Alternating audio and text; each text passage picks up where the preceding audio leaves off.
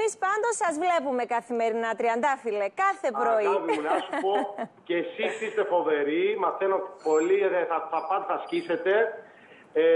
Θέλω να δώσω όλη τη θετική μου ενέργεια σε εσάς, πραγματικά, και στο Μαυρίκιο που τον αγαπάω, ξέρω αυτό στον εκεί πέρα, τον αγαπάω πάρα πολύ. Εγώ να δεις πόσο. Παιδιά, εύχομαι τα καλύτερα, θα αξίζετε και νομίζω θα κρατάτε πολύ ώρα συντροφιά στα αδέρφια μας εκεί στην Κύπρο, γιατί η Κύπρος για μένα είναι δεύτερη πατρίδα, είναι βασικά όχι δεύτερη, είναι πατρίδα μου, έχω πολλά αδέρφια εκεί πέρα. Οπότε όποτε έρχομαι είναι σαν να είμαι στο σπίτι μου. Σ' αγαπάει ο κόσμος εδώ, Τριαντάφυλλε μου, και εμείς αγαπάμε.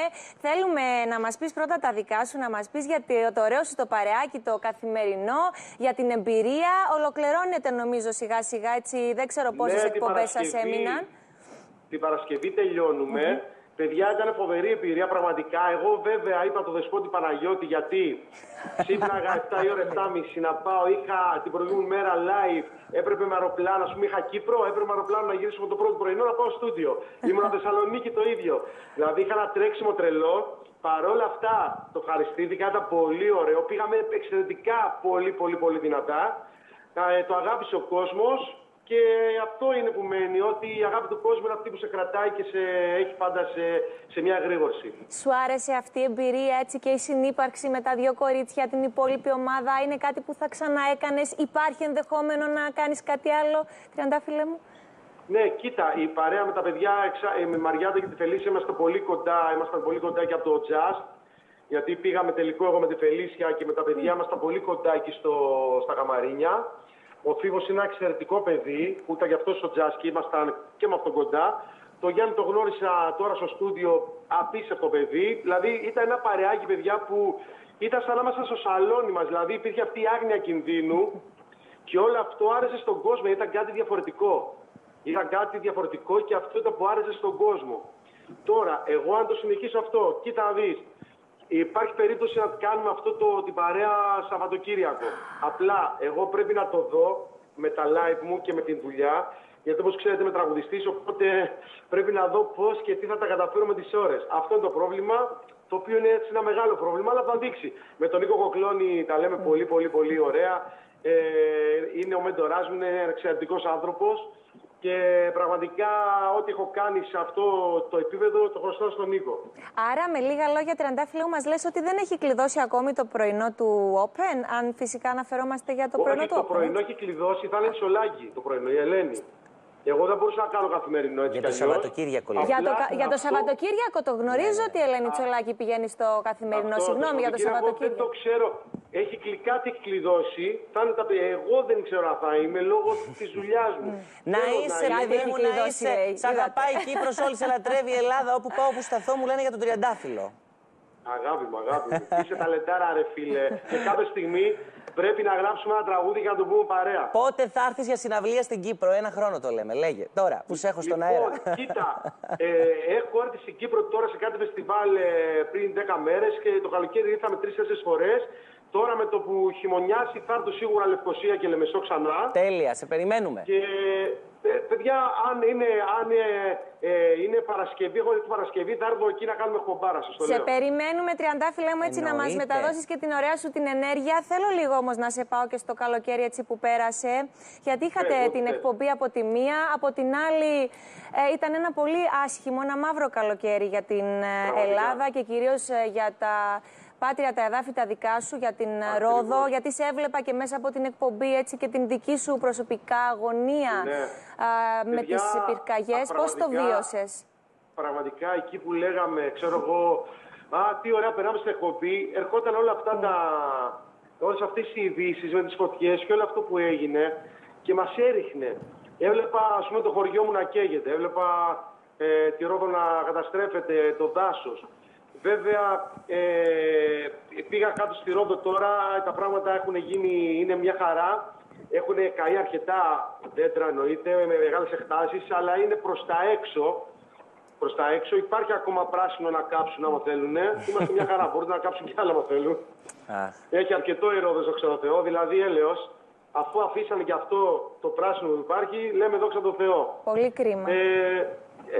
Ήταν περίεργο όλο αυτό, γιατί εκεί που πηγαίναμε να λέμε καλά, να έχουμε διασκέδαση στον κόσμο, εκεί έρχονταν οι φωτιές. Και μιλάμε για φωτιές συνεχόμενες.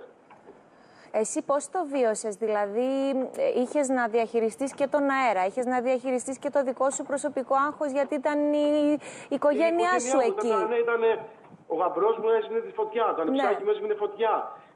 Ξαδέλφια μου, φίλοι μου, παιδιά που έχουμε μεγαλώσει μαζί. Ήμουνα συνέχεια στο τηλέφωνο, ήμουνα στα διαλύματα στο τηλέφωνο. Πώς πάει, έρχεται στο χωριό, στα σπίτια φωτιά. Όχι, έχει φύγει.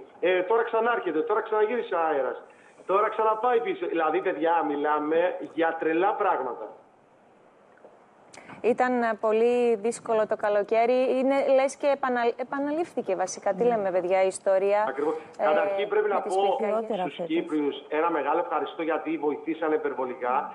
Και έχω ακούσει ότι την αναδάσωση σε αυτά που έχουν καεί θα την αναλάβει η Κύπρος. Άρα τι άλλο να πω για την Κύπρο τώρα, ρε παιδιά. Αδέρφια είμαστε, τριαντάφυλλοι αδέρφια είμαστε. Ελλάδα, Κύπρος, Ρόδος, είμαστε ένα. Μα αγάπη μου, εμείς στη Ρόδο μιλάμε κυπριακά, για στην Αρχάγγελο. Το ξέρω, ακριβώς. Είμαστε κυπριακοί εμείς. Ναι, μοιάζει πολύ προφορά. Έτσι. Γενικότερα τώρα τι ακολουθεί, Τριαντάφυλλέ μου, με τις συναυλίες σου? Ακούσαμε και το τραγούδι σου με τον Μπο. Εγώ μέχρι τέλη Σεπτεμβρίου, παιδιά, τρέχω σε συναυλίες Γερμανία, Αγγλία, Θεσσαλονίκη, Γιάννενα, Λάρισα, παντού. Και Οκτώβρη έχω πάλι Κύπρο και Βουλγαρία, που θα τραγουδήσουμε σε 2 μεγάλα live στη Βουλγαρία. Και μετά μαγαζί εδώ στην Αθήνα. Τρέξιμο, πολύ τρέξιμο, αλλά δόξα τω Θεώ να είμαστε καλά, υγεία να έχουμε. Δεν σε φοβόμαστε σένα. Αν συνδυαστούν οι ώρες και όλο αυτό, θα είμαι και στο Σαββατοκύριακο μαζί με τα παιδιά. Αν όχι, με κάποια άλλη στιγμή θα κάνουμε το μαυρίκι όπως είπε. Τι σχόλια δέχτηκες, Τριαντάφυλλέ μου, από τον κόσμο που σε παρακολουθούσε έτσι κάνοντας τέλος πάντων αυτό το καινούριο βήμα τηλεοπτικά? Τι μηνύματα έχεις λάβει μέχρι στιγμής? Λοιπόν, να σου πω, αγάπη μου, να σου πω.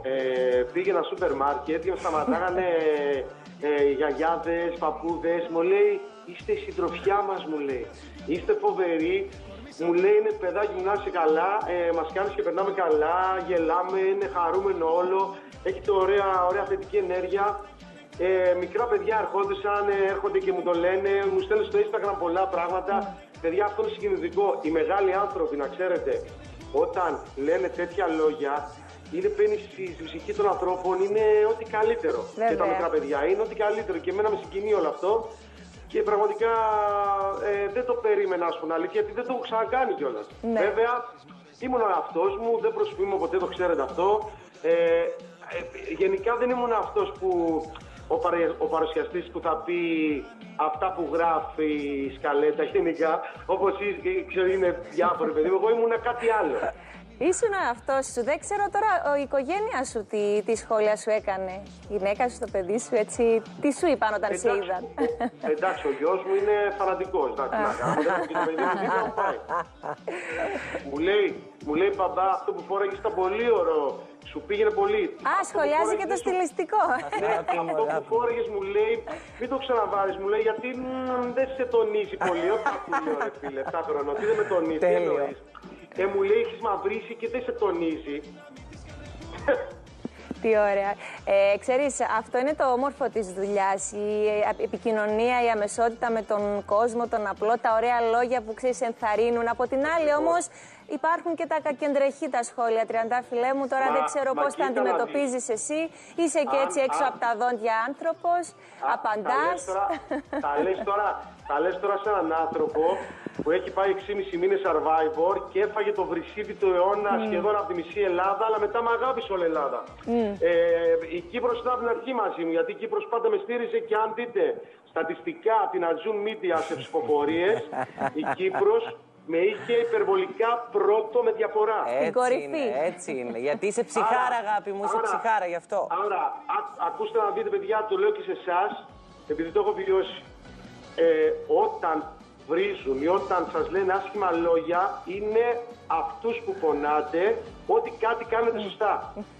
Εμένα μου λες. Το ξαναπες το. Ξέρεις τι έχω ακούσει εγώ, Τριαντάφυλλέ μου, 1 χρόνο, ξέρεις τι έχω ακούσει. Λοιπόν, ας κρατήσουμε το αισιόδοξο, έτσι. Μαυρίκε, άκου να δεις, αγόρι μου, επειδή έχεις ταλεντάρα και έχεις μια ψυχούλα μικρού παιδιού και επειδή συνδυάζεις και την καλοσύνη σου και το ταλέντο και όλο αυτό μουσική και να παρουσιάσεις και ηθοποιία και όλα αυτά τρελαίνονται, ρε φίλε. Πώς θα σου το εξηγήσω. Εντάξει, αυτά είναι. Λοιπόν, σε περιμένουμε να έρθεις εδώ από κοντά να τα συζητήσουμε όλα. Τριαντάφυλλε μου, θέλω να σε ευχαριστήσω πάρα πολύ.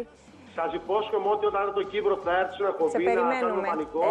Και το υπογράφω αυτό, δεν θα το αλλάξω. Ό,τι λέω το κάνω και θα το κάνω.